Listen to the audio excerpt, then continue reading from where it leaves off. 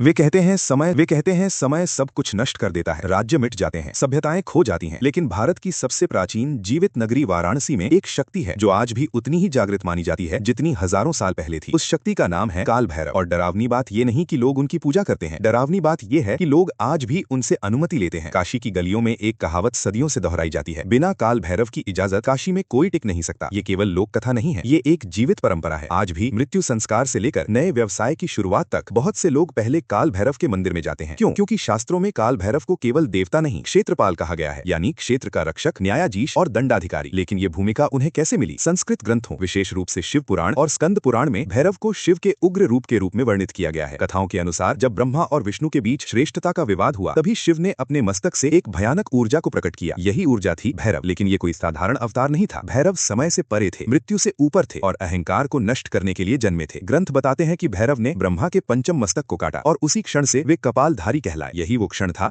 जब भैरव को काल यानी समय से जोड़ दिया गया और तब से उनका नाम पड़ा काल भैरव। इतिहासकारों का मानना है कि भैरव उपासना वैदिक काल के बाद तांत्रिक परंपराओं में और अधिक प्रबल हुई। 8वीं से 12वीं शताब्दी के बीच भारत के कई हिस्सों में भैरव मंदिरों का निर्माण हुआ, विशेषकर काशी, उज्जैन और नेपाल क्षेत्र में। पुरातात्विक अभिलेख दिखाते हैं कि भैरव केवल धार्मिक प्रतीक नहीं थे, वे न्याय व्यवस्था का हिस्सा थे। राजा अपने शपथ ग्रहण से पहले भैरव को साक्षी मानते थे, यात्रियों की सुरक्षा भैरव को समर्पित की जाती थी और अपराधियों को दंड देते समय उनका नाम लिया जाता था। ये किसी कल्पना की बात नहीं है, ये शिलालेखों और तांत्रिक ग्रंथों में दर्ज है। और फिर आता है उनका सबसे रहस्यमय प्रतीक, कुत्ता। भैरव का वाहन कुत्ता क्यों? मानव इतिहास में कुत्ता हमेशा मृत्यु और परलोक से जुड़ा रहा है। मिस्र में अनुबिस, ग्रीस में सेरबरस और भारत में भैरव का श्वान। तांत्रिक विद्वानों के अनुसार कुत्ता सीमाओं का प्रहरी होता है, जीवन और मृत्यु के बीच की सीमा। यानी भैरव केवल काशी के नहीं, वे लोकों के द्वारपाल माने जाते हैं। काशी में ये विश्वास है कि आत्मा जब शरीर छोड़ती है तो सबसे पहले काल भैरव के क्षेत्र से गुजरती है। यही कारण है कि उन्हें मोक्ष द्वार का रक्षक कहा जाता है। ये बात अकादमिक शोधों में भी दर्ज है कि काशी की मृत्यु परंपराएं सीधे भैरव उपासना से जुड़ी हुई हैं। ये कोई डर फैलाने वाली कथा नहीं, ये हजारों वर्षों से चली आ रही सांस्कृतिक संरचना है। लेकिन अब सवाल उठता है कि अगर काल भैरव शिव के ही रूप हैं, तो उन्हें अलग देवता की तरह पूजा क्यों जाता है? अगर वे केवल प्रतीक हैं, तो लोग आज भी उनसे भय और श्रद्धा दोनों क्यों रखते हैं? और सबसे बड़ा प्रश्न, क्या काल भैरव सिर्फ पौराणिक अवधारणा है या वे उस शक्ति का प्रतिनिधित्व करते हैं जिसे हम समय कहते हैं? क्योंकि अगले भाग में हम जानेंगे काशी और काल भैरव के बीच वो रहस्यमय समझौता जो कहता है ये शहर भगवान शिव का है, लेकिन इसकी चाबी आज भी काल भैरव के पास है। और यही रहस्य पूरी कहानी को एक बिल्कुल नए स्तर पर ले जाने वाला है। ये शहर भगवान शिव का है, लेकिन इसकी चाबी आज भी काल भैरव के पास है। यही विश्वास काशी की आध्यात्मिक संरचना का केंद्र है। वाराणसी को शास्त्रों में अविमुक्त क्षेत्र कहा गया है, एक ऐसा स्थान जिसे स्वयं शिव कभी नहीं छोड़ते। लेकिन इसी अविमुक्त क्षेत्र में स्कंद पुराण के काशी खंड में एक और नाम बार बार सामने आता है, काल भैरव। ग्रंथों के अनुसार शिव ने स्वयं काल भैरव को काशी का कोतवाल नियुक्त किया। कोतवाल यानी शहर का रक्षक, अनुशासित कर्ता और न्याय का अधिकारी। ये उपाधि केवल धार्मिक नहीं थी। मध्यकालीन अभिलेखों में कोतवाल प्रशासनिक पद था, कानून व्यवस्था की अंतिम जिम्मेदारी। क्या यह संयोग है कि वही शब्द काल भैरव के लिए प्रयुक्त हुआ? काशी खंड में उल्लेख है कि जो भी काशी में प्रवेश करता है उसे काल भैरव की अनुमति से ही ठहरने का अधिकार मिलता है। आज भी परंपरा के अनुसार कई साधु और तीर्थयात्री पहले भैरव मंदिर में दर्शन कर फिर अन्य तीर्थों की यात्रा आरंभ करते हैं। ये केवल आस्था नहीं, ये संरचित धार्मिक क्रम है। इतिहासकारों का मानना है कि ये व्यवस्था उस समय बनी जब काशी शैव और तांत्रिक परंपराओं का प्रमुख केंद्र बन चुकी थी। 8वीं से 10वीं शताब्दी के बीच काशी में तांत्रिक साधना का विस्तार हुआ। रुद्र यामल तंत्र और भैरव तंत्र जैसे ग्रंथों में भैरव को दिक्पाल और क्षेत्रपाल दोनों रूपों में स्थापित किया गया। इसका अर्थ है वे केवल एक दिशा या स्थान के रक्षक नहीं, बल्कि संपूर्ण आध्यात्मिक क्षेत्र के नियंत्रक थे। यहाँ एक और महत्वपूर्ण तथ्य सामने आता है, काशी में मृत्यु की परंपरा केवल दाह संस्कार तक सीमित नहीं है। ये एक आध्यात्मिक प्रक्रिया मानी जाती है जिसमें आत्मा को मुक्ति का अवसर मिलता है। लेकिन काशी खंड में स्पष्ट उल्लेख है कि मुक्ति का मार्ग भी काल भैरव की स्वीकृति से जुड़ा हुआ है। यानी शिव मुक्ति देते हैं पर भैरव मार्ग की परीक्षा लेते हैं। ये विचार अत्यंत गूढ़ है। क्या भैरव न्याय के उस सिद्धांत का प्रतीक है जो समय के माध्यम से कर्मों का मूल्यांकन करता है? पुरातत्वविदों ने काशी और उज्जैन क्षेत्र में भैरव की मूर्तियों का अध्ययन किया है। अधिकांश मूर्तियों में एक समान विशेषताएं मिलती हैं, कुलाकेश, त्रिशूल, कपाल और श्वान। लेकिन एक और तत्व बार बार दिखाई देता है, दंड। ये दंड केवल हथियार नहीं बल्कि अधिकार का प्रतीक है। मध्यकालीन तांत्रिक ग्रंथों में भैरव को दंड नायक कहा गया है, जो पाप और अधर्म को दंडित करते हैं। और यही कारण है कि काशी में भैरव की पूजा केवल भक्ति नहीं बल्कि अनुशासन का भी संकेत है। लेकिन कहानी यहीं समाप्त नहीं होती। नेपाल काठमांडू घाटी में भी भैरव की विशाल प्रतिमाएं स्थापित हैं। वहाँ उन्हें न्याय और शपथ का देवता माना जाता है। ऐतिहासिक अभिलेख बताते हैं कि राजा सार्वजनिक निर्णय लेते समय समय भैरव को साक्षी मानते थे। क्या ये केवल धार्मिक प्रतीक था या ये सामाजिक नियंत्रण की प्रणाली का हिस्सा था? अब एक और रहस्य। तांत्रिक परंपराओं में भैरव को काल भैरव का प्रमुख माना जाता है। अष्ट भैरव यानी 8 रूप, प्रत्येक रूप एक दिशा और एक विशेष शक्ति से जुड़ा हुआ। ये केवल पौराणिक संरचना नहीं है, ये ब्रह्मांड की 8 दिशाओं के संरक्षण का सिद्धांत है। कुछ विद्वान इसे प्राचीन खगोल और दिशा विज्ञान से जोड़ते हैं। क्या भैरव की अवधारणा समय और दिशा दोनों को नियंत्रित करने वाले सिद्धांत का प्रतीक है? और फिर आता है एक अत्यंत विवादित प्रश्न, यदि काल भैरव शिव के ही रूप हैं, तो क्या वे अलग सत्ता है या शिव की चेतना का वो पक्ष जो न्याय और विनाश के माध्यम से संतुलन स्थापित करता है? क्योंकि तंत्र साहित्य में एक पंक्ति मिलती है, भैरव बिना शिव अपूर्ण है। ये कथन केवल आध्यात्मिक नहीं, ये दार्शनिक चुनौती है। क्या शिव की करुणा को पूर्ण करने के लिए भैरव की कठोरता आवश्यक है, या भैरव वो समय है जो अंततः हर सत्ता को नष्ट कर देता है, चाहे वो देव हो, राजा हो या मनुष्य? अब सवाल और गहरा हो जाता है, अगर काल भैरव काशी के रक्षक हैं, तो क्या उनका प्रभाव केवल इस शहर तक सीमित है, या वे उस सिद्धांत का प्रतिनिधित्व करते हैं जो संपूर्ण ब्रह्मांड में कार्यरत है? क्योंकि अगले भाग में हम उस घटना की तह में जाएंगे जहां काल भैरव ने स्वयं ब्रह्मा के अहंकार को काटा और उसी क्षण से वे केवल काशी के कोतवाल नहीं रहे, वे बन गए समय का दंड। और यहीं से शुरू होती है एक ऐसी कथा जो देवताओं के बीच भी भय का कारण बनी। प्राचीन ग्रंथों में दर्ज ये घटना केवल पौराणिक नहीं है, ये भारतीय दर्शन की सबसे गहरी चेतावनियों में से एक मानी जाती है। शिव पुराण और लिंग पुराण दोनों में उल्लेख मिलता है कि जब ब्रह्मा ने स्वयं को सर्वोच्च घोषित किया, तब ब्रह्मांड में असंतुलन उत्पन्न हुआ। देवताओं के बीच ये केवल वर्चस्व की लड़ाई नहीं थी, ये अहंकार और चेतना का संघर्ष था। इसी क्षण शिवा के ललाट से एक उग्र शक्ति प्रकट हुई और वही शक्ति बनी काल भैरव। ग्रंथों में वर्णन है कि भैरव ने ब्रह्मा के 5वें मस्तक को अपने नखों से काट दिया। ये कोई साधारण हिंसा नहीं थी, ये अहंकार का शीर्ष छेद था। और उसी क्षण भैरव के हाथ में ब्रह्मा का कटा हुआ सिर आ गया, जिसे तांत्रिक परंपराओं में कपाल कहा जाता है। यहीं से भैरव बने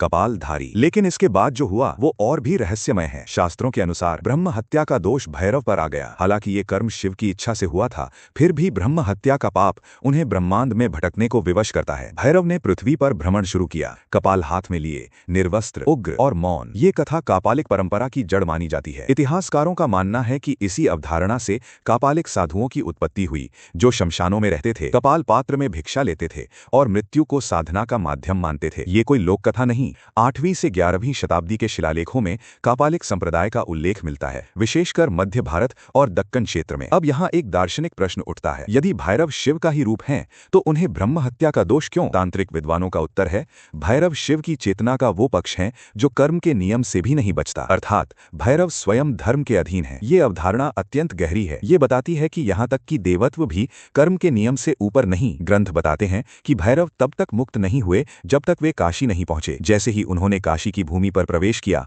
ब्रह्म हत्या का दोष स्वतः समाप्त हो गया। यही कारण है कि काशी को पाप विमोचन क्षेत्र कहा जाता है, और यही वो क्षण है जब भैरव स्थायी रूप से काशी से जुड़े। कुछ विद्वान इसे प्रतीकात्मक मानते हैं कि अहंकार का अंत केवल चेतना के केंद्र में ही संभव है, और काशी को हजारों वर्षों से चेतना का केंद्र माना गया है। लेकिन रहस्य यहीं समाप्त नहीं होता। भैरव तंत्र में एक पंक्ति मिलती है, कालो भैरव रूपेण सर्वम ग्रसति, अर्थात काल भैरव के रूप में समय सब कुछ निगल जाता है। यहाँ भैरव केवल देवता नहीं रह जाते, वे काल बन जाते हैं, समय, वो शक्ति जो हर जन्म को अंत तक ले जाती है। कुछ आधुनिक विद्वान इसे दार्शनिक रूप से व्याख्यायित करते हैं, भैरव बराबर समय प्लस चेतना, यानी वो चेतना जो समय के माध्यम से कार्य करती है। और फिर आता है एक और अल्पज्ञात तथ्य, तांत्रिक ग्रंथों में भैरव को शून्य का स्वामी भी कहा गया है। शून्य जहां से सब उत्पन्न होता है और जहां सब विलीन हो जाता है। ये वही सिद्धांत है जिसे बाद में बौद्ध दर्शन में शून्यवाद कहा गया। क्या ये संभव है कि भैरव उपासना और प्राचीन तांत्रिक दर्शन बौद्ध अवधारणाओं से पहले ही इस विचार को समझ चुके थे? कोई निश्चित उत्तर नहीं, लेकिन समानताएं चौंकाने वाली हैं। अब सोचिए, एक सत्ता जो ब्रह्मा का अहंकार काटती है, जो स्वयं पाप का भार उठाती है, जो शमशान में वास करती है और अंततः समय का प्रतीक बन जाती है। क्या ये केवल धार्मिक कथा है, या ये मानव सभ्यता की वो गहरी समझ है जो कहती है अंततः हर शक्ति को समय के सामने झुकना पड़ता है? और अगर काल भैरव वास्तव में समय के अवतार हैं, तो अगला प्रश्न और भी भयावह हो जाता है। क्या वे केवल अतीत की अवधारणा है, या आज भी किसी अदृश्य रूप में मानव कर्मों का लेखा जोखा रख रहे हैं? क्योंकि अगले भाग में हम प्रवेश करेंगे तांत्रिक साधनाओं की उस दुनिया में जहां काल भैरव को केवल पूजा नहीं जाता, बल्कि जागृत किया जाता है। और वहीं से सामने आएगा सबसे रहस्यमय प्रश्न, क्या भैरव को साधा जा सकता है, या वे केवल अनुभव किए जा सकते हैं? यहीं से कहानी एक और अंधेरे मोड़ पर पहुंचने वाली है। अब तक जो सामने आया है वो किसी सामान्य धार्मिक कथा जैसा नहीं लगता। न्याय करते हैं, अहंकार काटते हैं, शमशान में वास करते हैं और चेतना को उसकी अंतिम सीमा तक ले जाते हैं। लेकिन अब सवाल बदल चुका है। अब प्रश्न ये नहीं है कि काल भैरव कौन है, अब प्रश्न ये है काल भैरव क्या है। तांत्रिक साहित्य में एक शब्द बार बार आता है, प्रत्यक्ष अनुभूति, अर्थात ऐसा सत्य जिसे पढ़ा नहीं जाता, जिसे देखा नहीं जाता, जिसे केवल जिया जाता है। विज्ञान भैरव तंत्र में दी गई 112 विधियों का अंतिम उद्देश्य यही बताया गया है, मन की परतों को तोड़ते हुए उस स्थिति तक पहुंचना जहां मैं समाप्त हो जाता है और उसी क्षण भैरव का अनुभव होता है। ये कोई भावुक भक्ति नहीं, ये चेतना की शल्य क्रिया है। कुछ आधुनिक न्यूरोसाइंस शोधकर्ताओं ने इन प्राचीन ध्यान विधियों का अध्ययन किया है। उनका निष्कर्ष चौंकाने वाला है। गहन तांत्रिक ध्यान के दौरान मस्तिष्क का डिफॉल्ट मोड नेटवर्क अस्थायी रूप से बंद हो जाता है, यानी वो हिस्सा जो मैं की भावना बनाता है। इस अवस्था में व्यक्ति समय का बोध खो देता है, शरीर की सीमाएं धुंधली हो जाती हैं और केवल शुद्ध जागरूकता बचती है। तांत्रिक ग्रंथ इसे कहते हैं भैरव अवस्था। क्या ये वही अनुभव है जिसे आज विज्ञान नॉन डुअल अवेयरनेस कहता है? कोई निर्णायक उत्तर नहीं, लेकिन समानताएं असहज रूप से सटीक हैं। अब इसे काशी से जोड़िए। वाराणसी को केवल तीर्थ नहीं माना गया, इसे चेतना की प्रयोगशाला माना गया। यहाँ मृत्यु रोज घटती है, शमशान लगातार जलते हैं और जीवन हर क्षण समाप्त होता दिखता है। मनोवैज्ञानिक दृष्टि से देखें तो ये वातावरण मानव को लगातार अस्थायित्व की याद दिलाता है और इसी वातावरण का द्वारपाल है काल भैरव। कुछ विद्वानों का मानना है कि काशी और भैरव का संबंध प्रतीकात्मक नहीं, ये जानबूझकर निर्मित आध्यात्मिक पारिस्थितिकी है जहां हर अनुभव मनुष्य को उसकी नश्वरता से रूबरू कराता है। अब एक और गहरा तथ्य, तांत्रिक परंपरा में कहा जाता है कि भैरव की साधना का अंतिम चरण है काल लय, अर्थात समय का विलय। इस अवस्था में साधक न अतीत में रहता है न भविष्य में, केवल वर्तमान का अनंत विस्तार। यही कारण है कि भैरव को महाकाल से भी जोड़ा जाता है, समय के भीतर स्थित समय। और यहीं कहानी सबसे खतरनाक मोड़ लेती है। यदि भैरव अवस्था में अहंकार समाप्त हो जाता है, यदि समय का अनुभव टूट जाता है, यदि चेतना शुद्ध जागरूकता बन जाती है, तो क्या काल भैरव वास्तव में एक देवता नहीं बल्कि मानव मस्तिष्क की एक सुप्त क्षमता का प्रतीक है? क्या प्राचीन ऋषियों ने हजारों साल पहले वो समझ लिया था जिसे आज विज्ञान अब जाकर छू रहा है? लेकिन फिर एक डरावनी बात सामने आती है। तांत्रिक ग्रंथ चेतावनी देते हैं, भैरव साधना बिना मार्गदर्शन के की जाए तो मानसिक विघटन हो सकता है, व्यक्तित्व टूट सकता है, वास्तविकता की पकड़ ढीली पड़ सकती है। यही कारण है कि भैरव को उग्र कहा गया। वे मुक्ति भी देते हैं और विनाश भी। ये शक्ति दो धारी तलवार है। अब सोचिए, एक अवधारणा जो मृत्यु से जोड़ती है, जो अहंकार तोड़ती है, जो समय को विसर्जित कर देती है और जो चेतना को शून्य में ले जाती है। क्या ये केवल धार्मिक ढांचा है या ये मानव सभ्यता का सबसे प्राचीन चेतना प्रयोग है? और अब हम बिल्कुल पास हैं, इतने पास कि अगला कदम पूरी समझ को बदल सकता है, क्योंकि अंतिम भाग में हम उस सबसे खतरनाक प्रश्न का सामना करेंगे। यदि काल भैरव वास्तव में मानव चेतना का अंतिम द्वार है, तो क्या वे आज भी सक्रिय हैं? और अगर हाँ, तो क्या हर मृत्यु, हर समय का अंत और हर जागरूक क्षण अब भी किसी अदृश्य व्यवस्था के अंतर्गत घट रहा है? तांत्रिक परंपरा का उत्तर सीधा है हाँ। काल भैरव को किसी मूर्ति या मंदिर तक सीमित नहीं माना गया, उन्हें एक सदैव उपस्थित सिद्धांत समझा गया। ग्रंथ कहते हैं भैरव कोई व्यक्ति नहीं, भैरव एक स्थिति है, वो स्थिति जहां अहंकार समाप्त होता है, जहां समय टूट जाता है, जहां चेतना स्वयं को देखती है। यही कारण है कि तंत्र में बार बार कहा गया, भैरव को पूजा नहीं जाता, भैरव को अनुभव किया जाता है। और फिर हम लौटते हैं काशी, वाराणसी। ये शहर आज भी जल रहा है, शमशान आज भी धधकते हैं और लोग आज भी अंतिम यात्रा पर यहाँ आते हैं। ये केवल धार्मिक परंपरा नहीं, ये मानव इतिहास का सबसे लंबा चलने वाला मृत्यु संस्कार तंत्र है। और इस पूरी व्यवस्था के केंद्र में आज भी वही नाम खड़ा है, काल भैरव। काशी में ये विश्वास है कि आत्मा जब शरीर छोड़ती है तो शिव मुक्ति देते हैं, लेकिन मार्ग की परीक्षा भैरव लेते हैं। ये विभाजन अत्यंत गहरा है। शिव करुणा है, भैरव सत्य है। शिव शांति है, भैरव स्वीकार्यता है। अब आधुनिक दृष्टि से देखें, न्यूरोसाइंस कहता है कि जब मैं की अनुभूति टूटती है तो मनुष्य को एक ऐसी अवस्था मिलती है जहां समय, भय और पहचान विलीन हो जाते हैं। तंत्र इसे हजारों वर्षों से जानता था। वे इसे कहते थे भैरव अवस्था, यानी चेतना का वो क्षण जहां कुछ भी पकड़ में नहीं रहता, न जीवन, न मृत्यु, न ईश्वर, केवल जागरूकता। तो फिर अंतिम निष्कर्ष क्या है? क्या काल भैरव एक देवता है? इतिहास कहता है हाँ। क्या वे शिव का उग्र रूप हैं? शास्त्र कहते हैं हाँ। क्या वे समय और कर्म का प्रतीक हैं? दर्शन कहता है हाँ। लेकिन तंत्र कुछ और कहता है। तंत्र कहता है काल भैरव वो दर्पण है जिसमें मनुष्य अपनी नश्वरता देखता है।